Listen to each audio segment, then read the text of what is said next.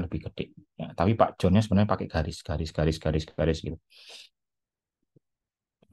Nah, dari sini sebarannya bisa dilihat. Kemudian dibandingkan dengan tempat pengambilan air. Kalau dulu kayaknya mengambil air kan belum ada PDAM yang ngalir gitu ya. Nah, itu pakai sumur-sumur. Ini sumur airnya yang warna biru. Terus saya gedein sebentar ya. Nah, ini sumur air, sumur air, sumur air. Nah, kalau dulu kolera itu bisa menyebar karena air ya, penggunaan air. Nah, berarti apa ini? Bisa diambil apa ini kira-kira? Ya, ini ya. Nah, masalahnya ada di sini kayaknya. Jadi orang yang mengambil ini kayaknya ketularan, ketularan wabah di sini. Jadi kayaknya sumur-sumur di sini yang eh, berbahaya. Ya, sumur-sumur air di sini yang berbahaya. Yang di sini aman kayaknya. Di sini juga aman. Gitu. Ya, jadi salah satu analisa GIS yang cukup terkenal dan paling tua dari John Snow. Dia bukan menyebut GIS, dia dari dokter juga soalnya. Dokter yang menginventaris begini. Ya. Contoh lain penyebaran rutilahu di Surabaya. Rutilahu kebetulan saya juga pegang. Ya, cek dulu ya. Siap. Bisa masuk. Rutilahu itu rumah tidak layak huni. Jadi di apa namanya? Diperbaiki oleh Pemkot. Rumah-rumah tidak layak huni. Nah, itu juga dipetakan peta rutilahu. Nah, itu yang warna coklat kayaknya sudah selesai, yang warna hijau sedang dikerjakan. Nah, ini ada di laut-laut juga dikerjakan.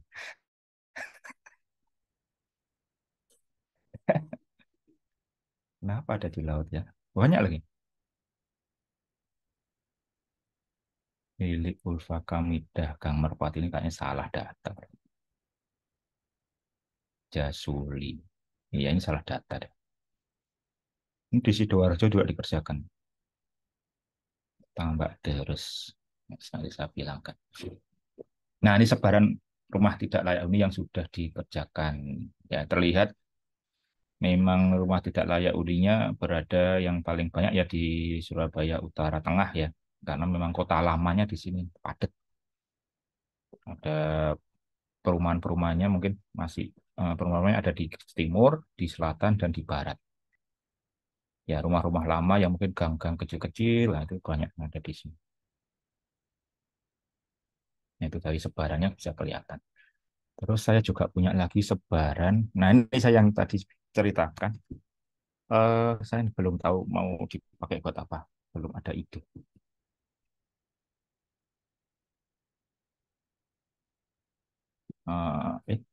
Mati.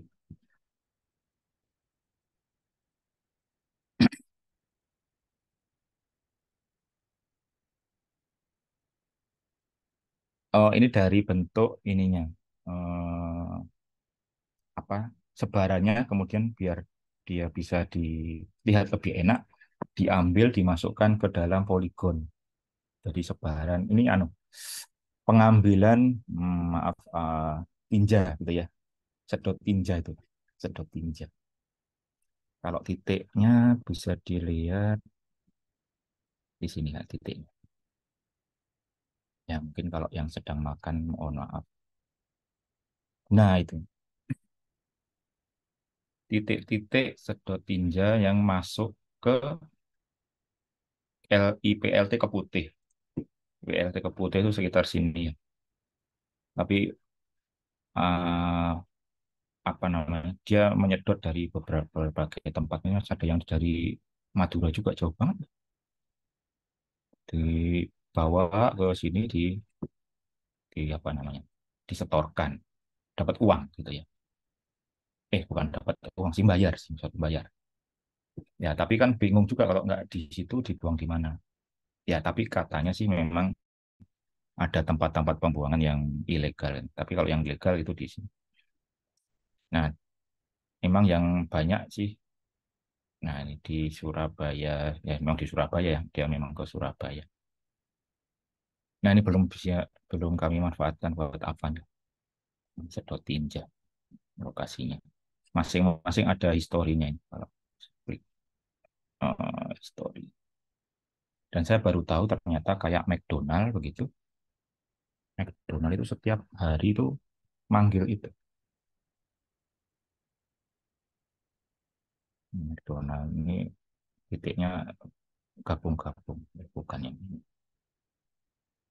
Yang mana ya McDonald ini?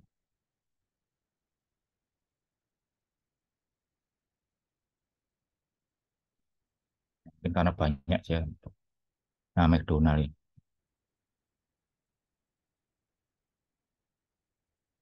Nggak tahu yang di mungkin memang sampah makanannya gitu ya, sampah makanan sering diambil.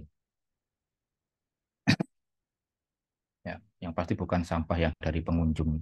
Masuk pengunjung banyak sekali yang ke situ, kemudian buang air besar, terus penuh, terus diambil lagi kan enggak. Kayaknya sampah makan. Sampah istilahnya apa ya? Karena memang dibedakan nanti waktu di IPLT baru dibangun untuk membedakan tempat untuk sampah makanan dan sampah manusia. Nah, ya itu. Nah, itu untuk lokasinya.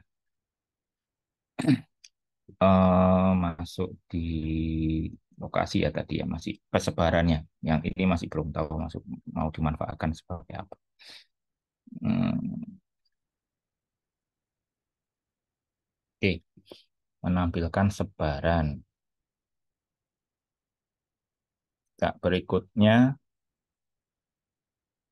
menampilkan range nilai yang tadi ya dari ini poligon. Kalau yang dari titik yang biasa dikerjakan juga dilakukan juga itu menampilkan warna-warna dalam region-region tertentu batas administrasi. Ya, misalkan kelurahan, kecamatan. Ya, kecuali mungkin Surabaya sudah punya RT sama RW, dan RW. Tapi untuk statistik-statistik itu sudah masuknya sih biasanya ke kelurahan. Nah, paling gampang sih kelurahan dimasukkan, dilingkan dengan peta kelurahan tersebut. Apapun bisa diwarnakan. Jadi antara peta dan warna itu langsung otomatis bisa diupdate gitu. Nah, juga bisa diambil dari summary data point kayak yang tadi ini untuk yang replika tadi penyedotan tinjanya tadi yang paling banyak warna merah gitu ya, yang paling sedikit di sini. Kenapa kok Surabaya Timur kok sedikit ya? Mungkin karena jauh. Mungkin mereka milih ke Gresik mungkin lebih dekat ya di Gresik juga ada. Jadi ya nggak perlu jauh-jauh menyeberangi Surabaya buat mengeluarkannya ke Gresik saja gitu ya, membuangnya. Nah, mungkin ini bisa dimanfaatkan untuk lebih mengoptimalkan bagaimana ada apa khusus begitu, program khusus biar yang pojok-pojok ini biar ke sini, atau mungkin dibuatkan untuk Surabaya di daerah sini mungkin, ya, untuk bisa dimanfaatkan ke situ. Kemudian bentuk apa fungsi ini itu cocok untuk dashboard eksekutif. Nah, biasanya dashboard eksekutif kan ada tabel, kemudian ada grafik, ada tabel, ada grafik. Nah, kalau misalkan Bapak Ibu punya tabel yang berdasar kecamatan atau kelurahan, ya berdasar kecamatan kelurahan itu, sebentar, bisa dengan mudah untuk diwarnakan di peta. Jadi misalkan BPS gitu ya, BPS itu kan ada per kecamatan kalau nggak salah. Nah, misalkan Bapak Ibu punya semacam BPS, data BPS, semua itu bisa dipetakan, diwarnakan di peta. Jadi kelihatan lebih mungkin lebih gampang lihatnya gitu ya. Kalau kita biasa pakai grafik naik, ada yang kecamatan-kecamatan, terus grafiknya ada yang tinggi, ada yang rendah, yang tinggi, ada rendah. Nah, begitu mungkin bisa dilihat, oh, kecamatan ini nih yang paling tinggi, oh, kecamatan ini yang paling rendah. Tapi kalau ditaruh di peta, Bapak Ibu selain itu bisa lihat juga, ternyata yang di utara ini lebih rendah ya, gitu. ternyata yang di timur ini lebih rendah ya. Kok semua ke barat ya? Kenapa ya? Nah, semacam-semacam itu. Mungkin bisa lebih dimanfaatkan eh, kalau kita menampilkan isi dashboardnya di peta. Ya.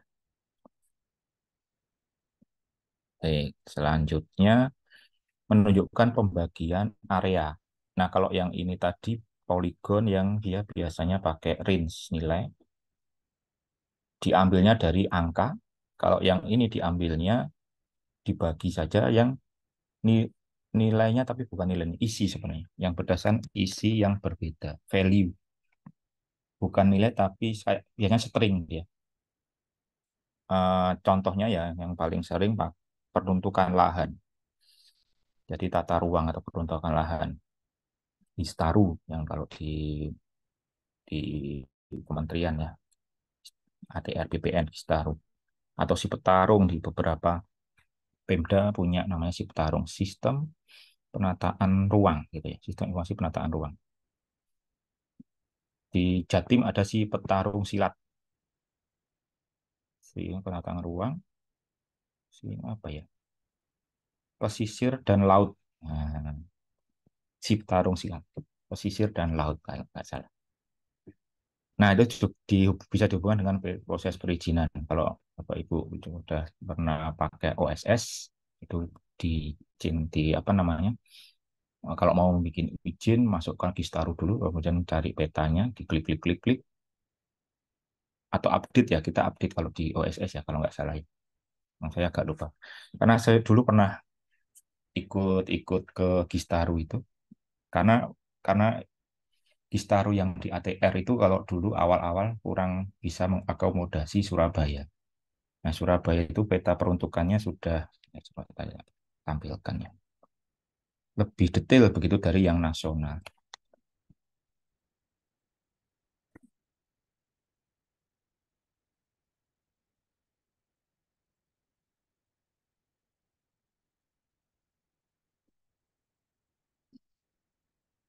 Dalam. Jadi kalau di Surabaya itu tidak hanya warnanya saja yang dikirim, tapi juga apa namanya? Kalau di sana kan KBLI ya, KBLI untuk mendapatkan syarat-syarat gitu ya. Nah, dulu di OSS itu yang dikirim cuma warna saja. Jadi kalau warnanya misalkan kuning, membangun apapun yang boleh di kuning, syaratnya sama gitu. Misalkan bangun ruko satu tingkat dengan bangun apartemen misalkan sama syaratnya kan harusnya tidak begitu. Nah, Surabaya sudah tidak begitu sebelumnya, makanya awal-awal tidak bisa mengakomodasi penggunaan OSS, tapi kemudian kita eh, ke sana terus kemudian ya ngobrol-ngobrol diskusi akhirnya sekarang sudah jadi yang dikirim selain warnanya juga KBLI-nya mau apa, karena itu untuk syarat-syarat yang berbeda gitu ya, misalkan ini.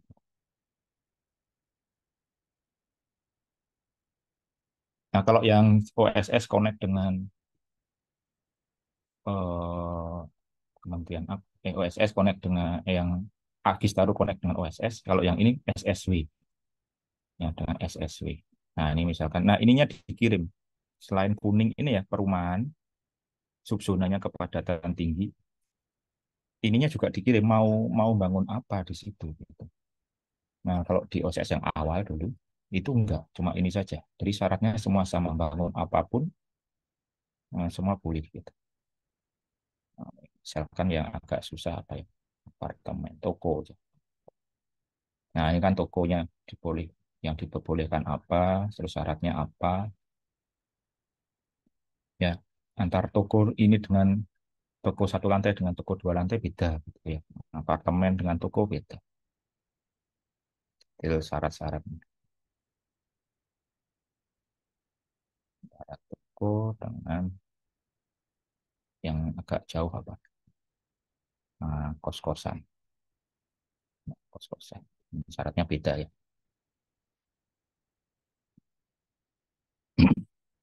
Itu. Connect-nya dengan SSW, diklik dulu apakah boleh, baru ke SSW untuk ini. Kalau di Kistaru connect-nya ngekliknya lebih canggih tapi Kistaru.